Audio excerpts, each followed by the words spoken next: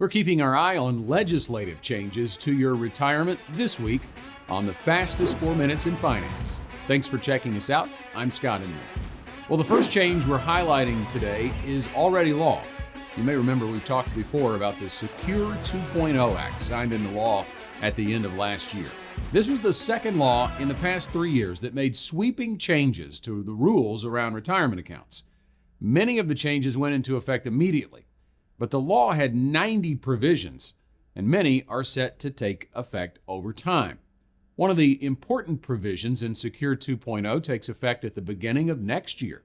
Starting in 2024, the 401k catch-up contributions available for workers 50 and over will be required to be made in after-tax dollars if the worker makes more than $145,000 in annual income. Right now, all contributions are made on a pre-tax basis, meaning the contributions are only taxed when they are withdrawn in retirement. Now, for those higher earners, they'll have to pay taxes on the catch-up portion on the front end. The current catch-up contribution limit is $7,500. Now, the new rule does not apply to IRAs. It does have two major impacts on your finances. So the first is immediate tax planning. If you have been taking advantage of the catch-up contributions already, and you make over $145,000, you'll have a larger tax burden that needs to be addressed. That may be a disadvantage in the present, but it could be an advantage in the future. The catch-up contributions will be required to be made to the Roth 401k, which means that the investments made with those dollars will grow tax-free and be available to be withdrawn tax-free in retirement. These decisions will become even more important in the following year.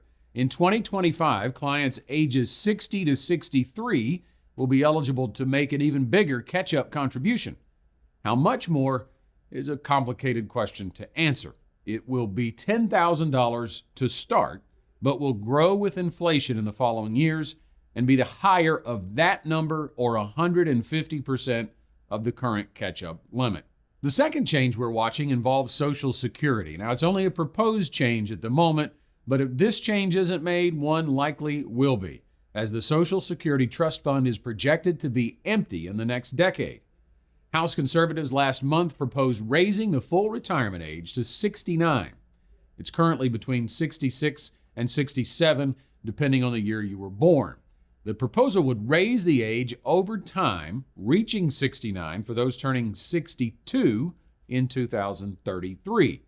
The proposal would not lower benefits for current Social Security recipients. Now, again, it's only a proposal, it's in committee, and it won't likely go any farther than that, especially with a presidential election coming next year. But Social Security and Medicare are always issues used to gain political advantages. When the proposal was made, for instance, Pennsylvania Democrat Brendan Boyle reacted by saying Republicans are, quote, attempting to renege on our sacred promise to American workers and seniors.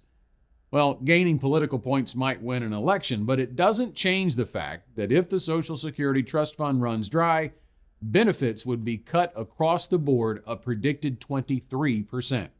So something has to be done by lawmakers to avoid that. Raising the retirement age may not be popular, but the other fixes, like raising taxes or applying a means test, won't be either. If your retirement is 10 years off, we believe you should still plan for a Social Security benefit as part of your retirement income, but it might be less than you think. Thanks for watching.